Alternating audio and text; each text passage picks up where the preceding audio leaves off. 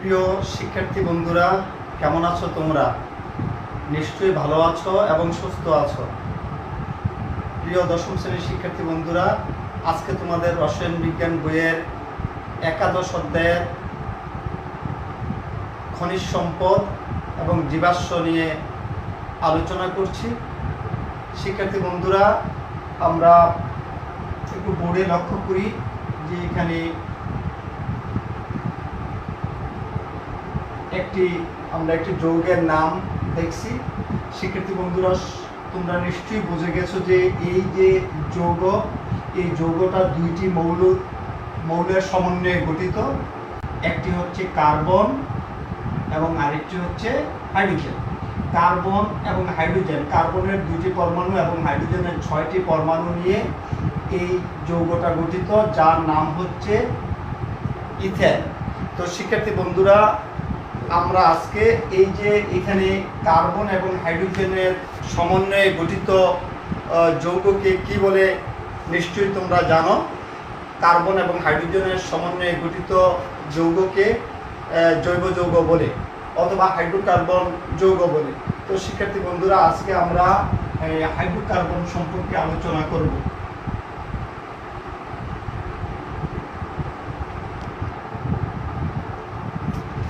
Hydrocarbon সম্পর্কে আলোচনা করব।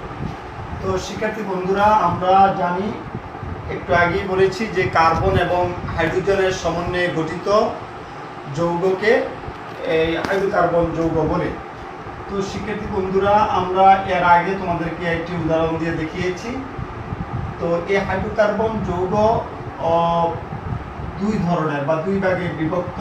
শিক্ষার্থী বন্ধুরা, একটা হচ্ছে এলিফ্যাটিক,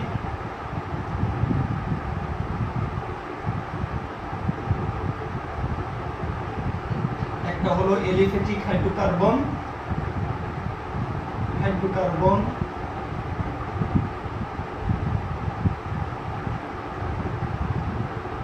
একটি হচ্ছে এলিফ্যাটিক হাইড্রোকার্বন, আরেকটি হচ্ছে অ্যারোমেটিক হাইড্রোকার্বন।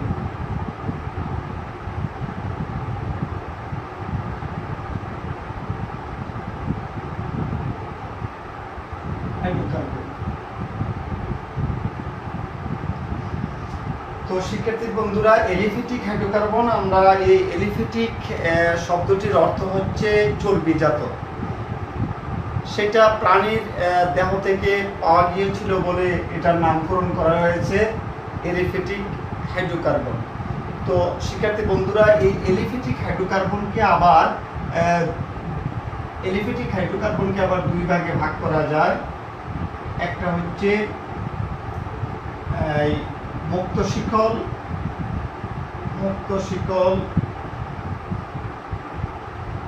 একটা হচ্ছে মুক্ত শিকল হাইড্রোকার্বন,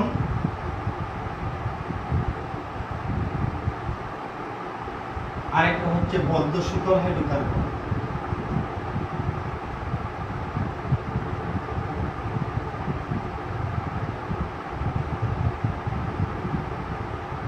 একটা হচ্ছে মুক্ত শিকল হাইড্রোকার্বন, আরেকটা হচ্ছে বদ্ধ শিকল হাইড্রোকার্বন। তো শিক্ষার্থী বন্ধুরা, আমরা একটু দেখি CH2 CH3। আমরা এখানে একটি যৌগের নাম দিচ্ছি।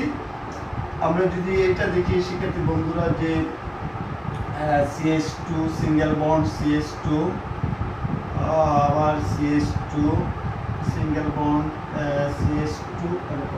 তো শিক্ষার্থী বন্ধুরা, এই দুইটি যৌগের মধ্যে এটা দেখাই যায় যে তার এই দুই প্রান্তের যে কার্বন পরমাণুগুলো আছে, এগুলো মুক্ত অবস্থায় আছে। অর্থাৎ এই দুই প্রান্তের কার্বন পরমাণুগুলো মুক্ত অবস্থায় আছে। তো যে যৌগের এই দুই প্রান্তের যে কার্বন পরমাণুগুলো আছে, সেগুলো যদি মুক্ত অবস্থায় থাকে, তাহলে সেটাকে আমরা বলি মুক্ত শিকল হাইড্রোকার্বন। শিক্ষার্থী বন্ধুরা, আর এখানে দেখো শিক্ষার্থী বন্ধুরা, যে এখানে এটা একটা বলয় অথবা একটা চক্র তৈরি হয়েছে।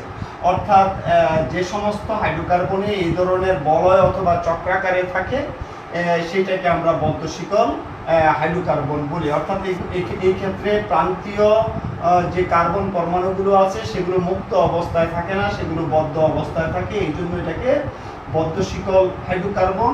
এবং এইখানে দুই প্রান্তের কার্বনগুলো মুক্ত অবস্থায় থাকে বিধায় এগুলোকে মুক্ত শিকল হাইড্রোকার্বন বলা হয়। তো শিক্ষার্থী বন্ধুরা, এখানে আমরা এই মুক্ত শিকল হাইড্রোকার্বনকে আবার দুই ভাগ করা যায় বা দুই ধরনের। একটা হচ্ছে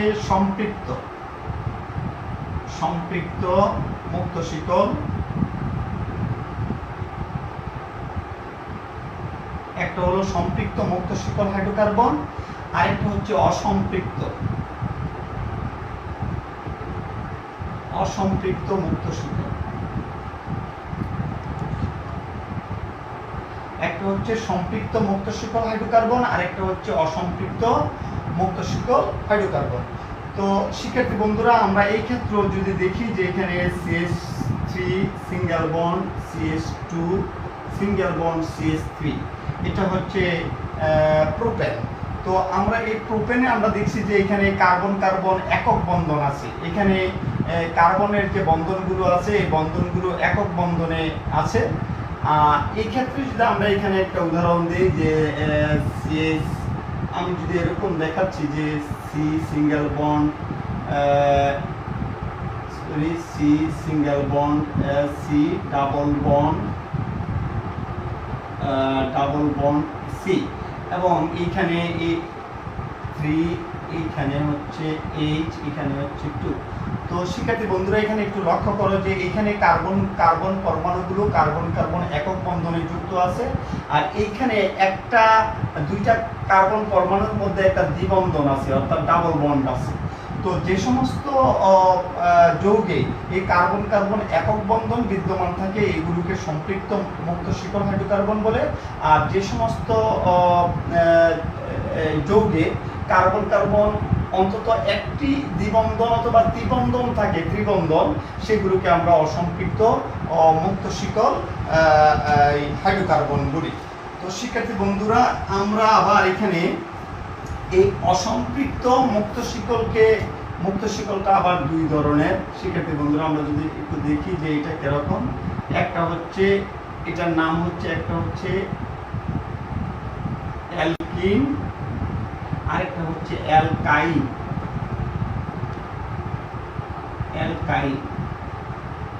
তো শিক্ষার্থী বন্ধুরা, আমরা একটু আগে বলছি যদি কার্বন কার্বন এরকম দ্বিবন্ধন থাকে তাহলে এটা অ্যালকিন, আর যদি কার্বন কার্বন এরকম ত্রিবন্ধন থাকে তাহলে এটা হচ্ছে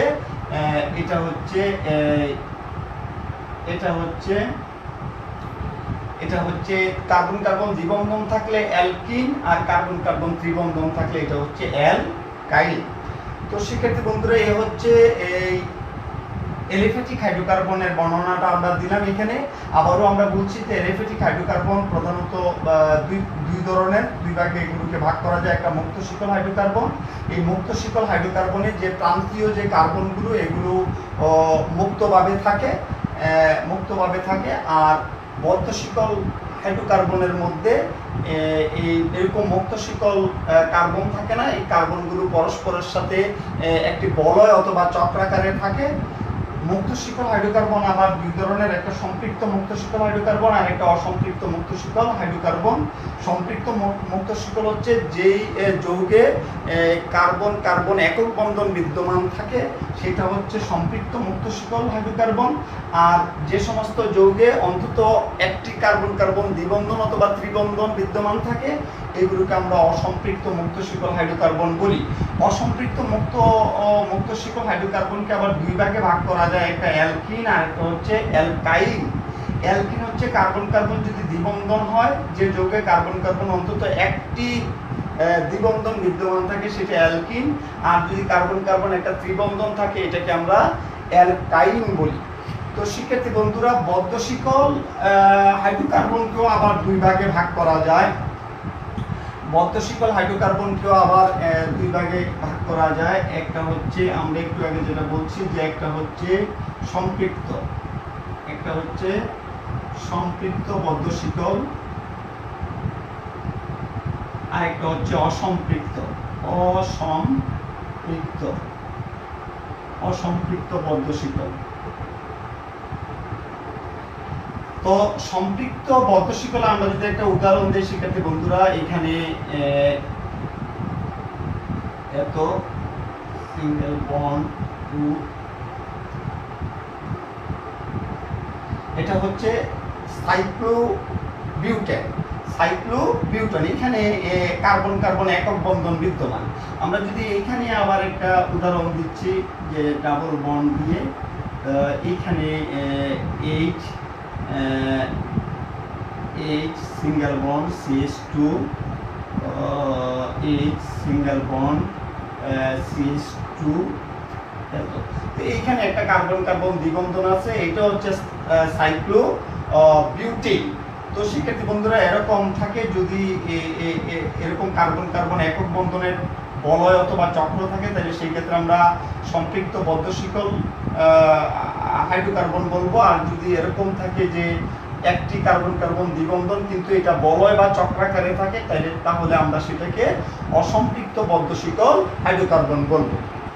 তো শিক্ষার্থী বন্ধুরা এখানে আমরা অ্যালিফেটিক হাইড্রোকার্বনের কথা বলছি। এবার শিক্ষার্থী বন্ধুরা অ্যারোমেটিক হাইড্রোকার্বন, এই অ্যারোমেটিক শব্দটি এরোমা, গ্রিক শব্দ এরোমা থেকে এসেছে, যেটার অর্থ হচ্ছে সুগন্ধ। তো শিক্ষার্থী বন্ধুরা এটা সাধারণত 5, 6 কিংবা 7 সমতলীয় যৌগ হিসাবে থাকে। যেমন আমরা যদি একটা উদাহরণ দেখি যে এরকম একটা চক্রতাল, তারপরে হলো ইথার। এ হলো শিক্ষার্থী বন্ধুরা, এগুলো হচ্ছে তার কার্যকরী মূলক। আমরা এবার উচ্চারণ দেখব। যেমন অ্যালকেনের উচ্চারণ হচ্ছে, উচ্চারণের ক্ষেত্রে এন হয়, এন, আমি যদি বাংলায় লিখি এন। তারপরে অ্যালকিনের ক্ষেত্রে হয় ইন উচ্চারণ হয়। অ্যালকাইনের ক্ষেত্রে উচ্চারণ হয় আইন, এরকম উচ্চারণ হবে আইন। তারপরে অ্যালকোহলের ক্ষেত্রে অল উচ্চারণ হয় অল।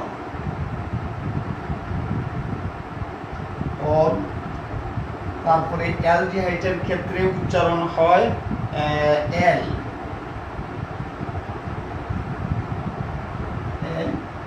তারপরে ফ্যাটি অ্যাসিডের ক্ষেত্রে ওইক অ্যাসিড উচ্চারণ হয় ওইক অ্যাসিড, আমরা বলি ওইক অ্যাসিড। তারপরে কিটোনের বেলা ক্ষেত্রে উচ্চারণ হয় উন। তারপরে এস্টারের ক্ষেত্রে উচ্চারণ হয় ওয়েট, এবং ইথারের ক্ষেত্রে ইথার। শিক্ষার্থী বন্ধুরা এ হচ্ছে উচ্চারণের বিষয়। আমরা যদি সাধারণ সংকেত, অ্যালকেনের সাধারণ সংকেত দেখি CnH2n+2, তার মানে n এর মান যদি n এর মান n = 1 2 3 4 ডট ডট এরকম হয়, অর্থাৎ n এর মান যত হবে তার দ্বিগুণের চেয়ে 2টা হাইড্রোজেন বেশি হবে। তারপরে যদি আমরা অ্যালকিনের সাধারণ সংকেত দেখি তাহলে CnH2n। আমরা যদি অ্যালকাইনের সাধারণ সংকেত দেখি CnH2n-2। তারপরে আমরা যদি অ্যালকোহলের সাধারণ সংকেত দেখি CnH2n+1OH। আমরা যদি অ্যালডিহাইডের সাধারণ সংকেত দেখি CnH2n+1CHO। আমরা যদি ফ্যাটি অ্যাসিডের সাধারণ সংকেত দেখি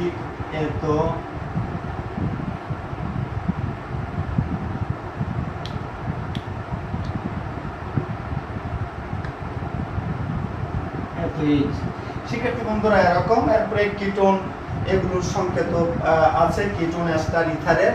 তো এই ক্ষেত্রে শিক্ষার্থী বন্ধুরা আমরা এইগুলোই বেশি আমাদের কাজে লাগে। তো আমরা অ্যালকেনের একটি উদাহরণ দিচ্ছি। শিক্ষার্থী বন্ধুরা একটু খেয়াল করো যে আমি যদি n এর মান যদি এখানে সাপোজ 2 হয় 2, তাহলে h এর মান হবে, মানে h হবে কার্বনের দ্বিগুণ, তার মানে 2 × 4 আর 2 × 6। এরকম। এরপরে যদি আমরা একটা অ্যালকিনের যদি আমরা একটি উদাহরণ দিই, তাইলে এটা দিয়ে আমরা উদাহরণ দিচ্ছি শিক্ষার্থী বন্ধুরা C2, তাহলে হাইড্রোজেনের সংখ্যা হবে দ্বিগুণ, তার মানে হবে 4। তারপরে আমরা যদি অ্যালকাইনের একটি উদাহরণ দিই, যেমন আমরা যদি বলি যে C2H কত হবে শিক্ষার্থী বন্ধুরা, তার দ্বিগুণ, তাহলে 2 দুগুণে 4, 4 থেকে 2 গেলে 2। আমরা যদি অ্যালকোহলের একটি উদাহরণ দিই, যেমন C2, তাহলে H কত হবে শিক্ষার্থী বন্ধুরা, H এর সংখ্যা হাইড্রোজেন সংখ্যা হচ্ছে 2 দুগুণে 4 একে 5, আর OH থাকবে।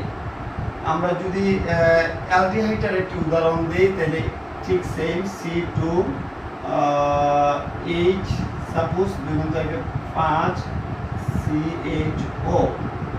তারপরে আমরা যদি ফ্যাটি অ্যাসিডের একটি উদাহরণ দিই, সেম C2H5 COOH।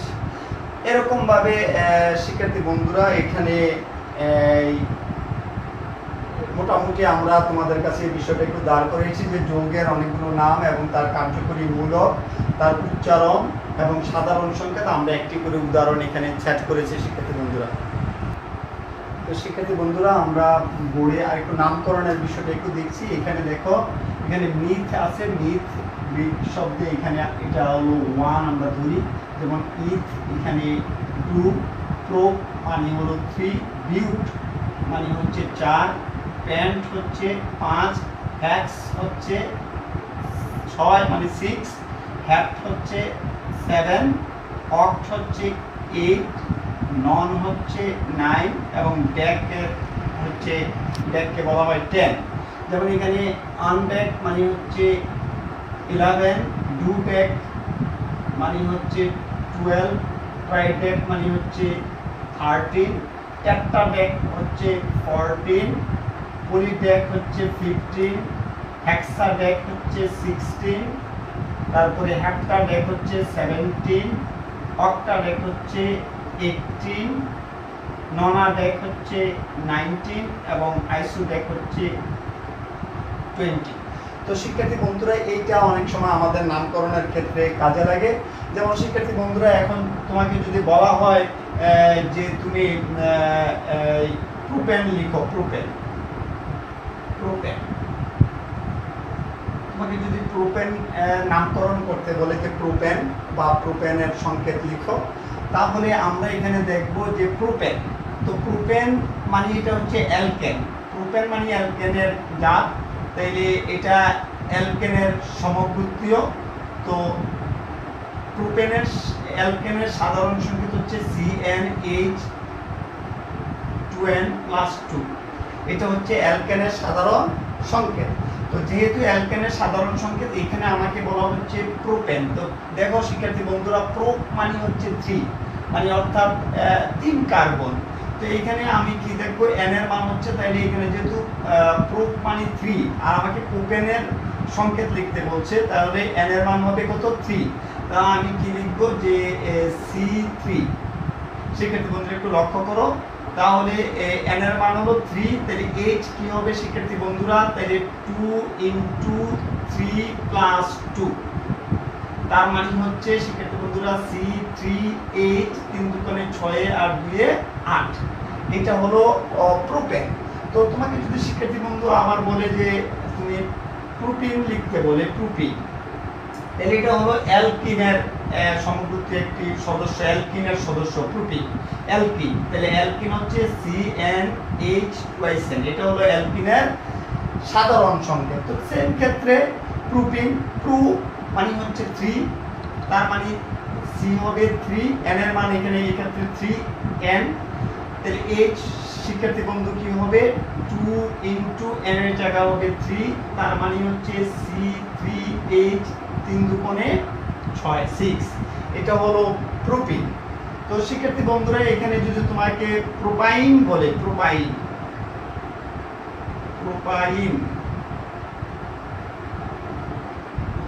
তাহলে এটার সাধারণ সংকেত কি শিক্ষার্থী বন্ধু, Cn, আমি একটু আগে তোমাদেরকে চার্টে দেখেছি CnH2n-2, তাহলে এখানেও প্রোপাইন, তার মানে এটা হলো অ্যালকাইনের একটা সদস্য। তো এই ক্ষেত্রে প্রুফ মানে 3, তাহলে C3H হবে শিক্ষার্থী বন্ধুরা একটু লক্ষ্য করো 2 × 3 - 2, তো তার মানে হচ্ছে C3H 3 দুগুণে 6 থেকে 2 বাদ গেলে 4, তার মানে এরকম। তো শিক্ষার্থী বন্ধুরা এইভাবে এই নামকরণগুলো করা যায়। আমরা যদি আরেকটু লক্ষ্য করি, আমরা যদি এটার একটা বড় একটি দেখি, যে আমাকে যদি বলে যে যেমন আমাকে যদি বলে অক্টেন লিখো, অক্টেন।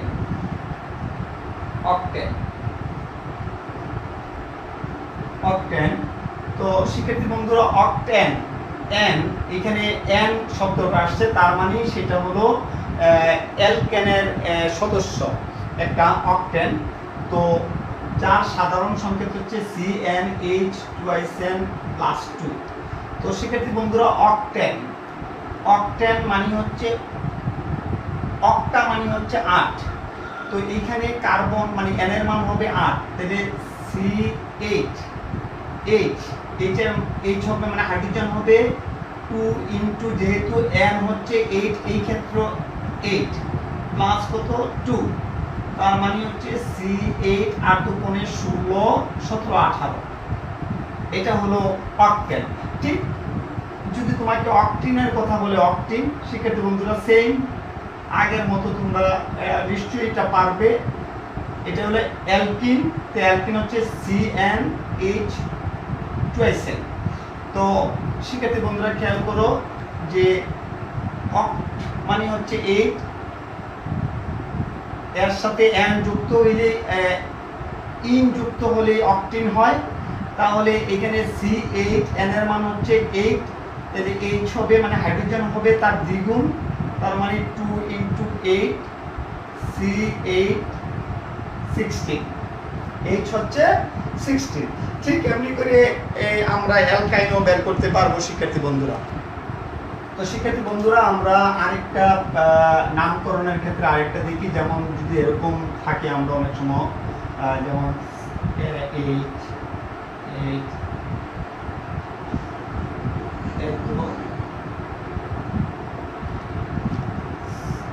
আবার CH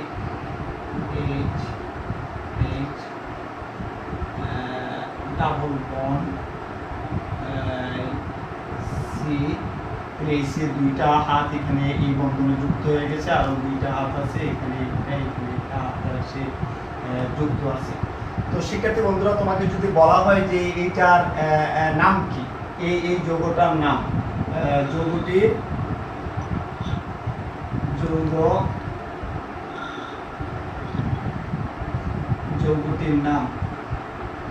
নাম কি, তাহলে শিক্ষার্থী বন্ধু খেয়াল করো তুমি কি করবে। তো তুমি প্রথমে আমি আমার আলোচনার প্রথমে বলছি এখানে একটা কার্বন কার্বন দ্বিবন্ধন আছে, তাহলে বোঝাই যায় এটা অ্যালকিনের একটা জাতের সদস্য হবে বা অ্যালকিনেরই একটা সদস্য হবে। তো এই ক্ষেত্রে শিক্ষার্থী বন্ধুরা তুমি একটু লক্ষ্য করো যে এখানে 1 2 3 4টা কার্বন আছে, তাহলে C4, আর হাইড্রোজেন আছে 1 2 3 4 5 6 7 8 9টা, না 1 2 3 4 5 6 7 8 9টা, 9টা আছে। সরি এখানে আমাদের ভুল হয়ে গেছে, এখানে একটা হাইড্রোজেন কম হবে, তাহলে হাইড্রোজেন আছে 1 2 3 4 5 6 7 8টা, তার মানে হাইড্রোজেন হচ্ছে 8টা। তো শিক্ষার্থী বন্ধুরা এখানে যেহেতু C হচ্ছে 4, C কি 4 আর 4 হচ্ছে বিউট, তো এখানে EN যোগ হবে বিউটের সাথে ENE যোগ হলে বিউটেন, তার মানে এই যৌগটার নাম হবে বিউটিন।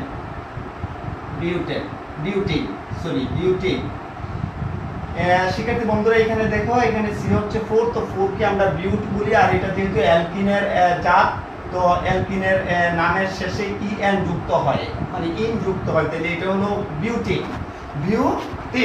তো এমনি করে এটার নামকরণ করা যায়। শিক্ষার্থী বন্ধুরা আমরা যদি আরেকটা যৌগের কথা একটু বলি, একটু লক্ষ্য করি আমরা দেখো যে এখানে মনে করো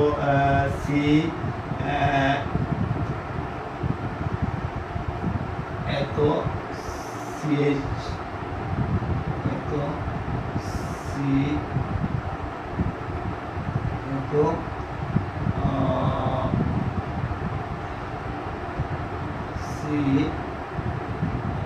CH3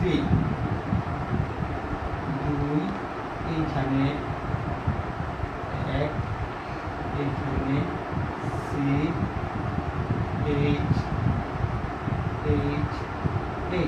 সেক্ষেত্রে বন্ধুরা মনে করো এরকম একটি এটার নামকরণ করতে বললো যে যৌগটির নাম কি এরকম বললো শিক্ষার্থী বন্ধুরা। তো এই ক্ষেত্রে আমরা একটু খেয়াল করি যে এইখানে শিক্ষার্থী বন্ধুরা এই ক্ষেত্রে এই জায়গায় এখানে একটা শাখা বের হয়েছে। এই শাখাটা হচ্ছে শাখাটা একটু লক্ষ্য করো শিক্ষার্থী বন্ধুরা CH3। তো এইটা শিক্ষার্থী বন্ধুরা এই সাধারণ সংকেতের পরে এত, তার মানে এটা অ্যালকাইল, এটা হলো অ্যালকাইল।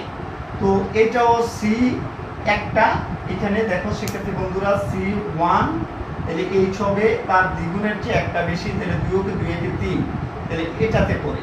তাহলে এটা যেহেতু এক কার্বন, এটাকে আমরা বলি এক কার্বনকে বলে মিথ, তাহলে এখানে আইল মানে আইল যোগ হবে, তাহলে মিথাইল, শব্দটা হবে মিথাইল। তো শিক্ষার্থী বন্ধুরা এই ক্ষেত্রে তোমাকে একটু সতর্কতা অবলম্বন করতে হবে।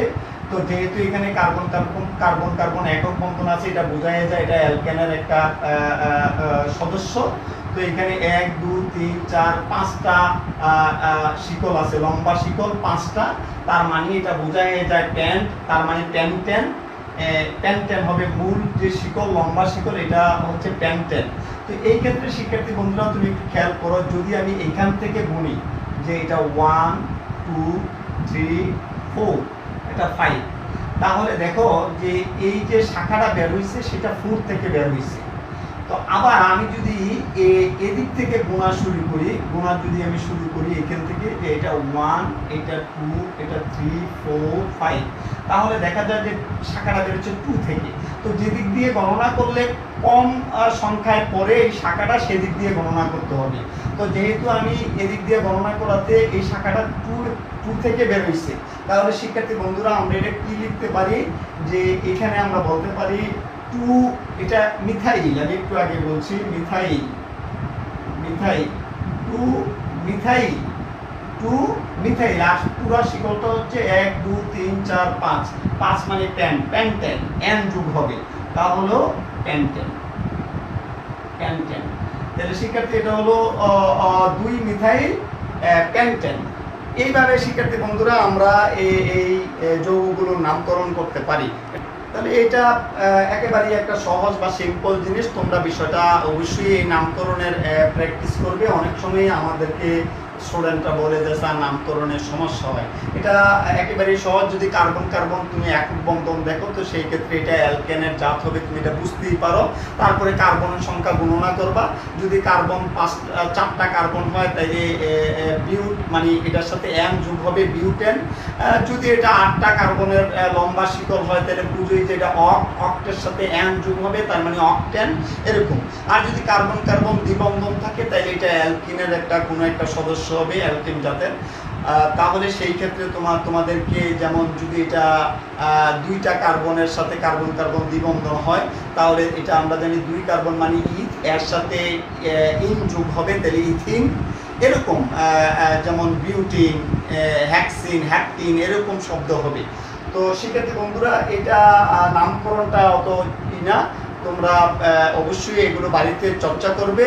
এবং আমি এই যে তোমাদের যে খনিজ সম্পদ যে চ্যাপ্টার জীবাশ্মের, এই ক্ষেত্রে আমি আমার ধারাবাহিক ক্লাসগুলো আমি চালিয়ে যাব। এরপরে খুব গুরুত্বপূর্ণ বিষয়গুলো আছে, যেমন তোমার অ্যালকেন প্রস্তুতি, অ্যালকেনের রাসায়নিক ধর্ম আছে, আবার অ্যালকিন প্রস্তুতি এবং অ্যালকিনের রাসায়নিক ধর্ম, এই অ্যালকোহলের প্রস্তুতি, এইগুলো পরীক্ষা তোমাদের আসে। তো তো এইগুলো নিয়ে আমি পরবর্তী ক্লাসগুলোতে আলোচনা করব। তো সেই পর্যন্ত তোমরা এই নামকরণের বা এই যে হাইড্রোকার্বনের যে বিষয়গুলো এগুলো তোমরা বাড়িতে চর্চা করবে। আশা তোমরা ভালো থাকো এবং সুস্থ থাকো।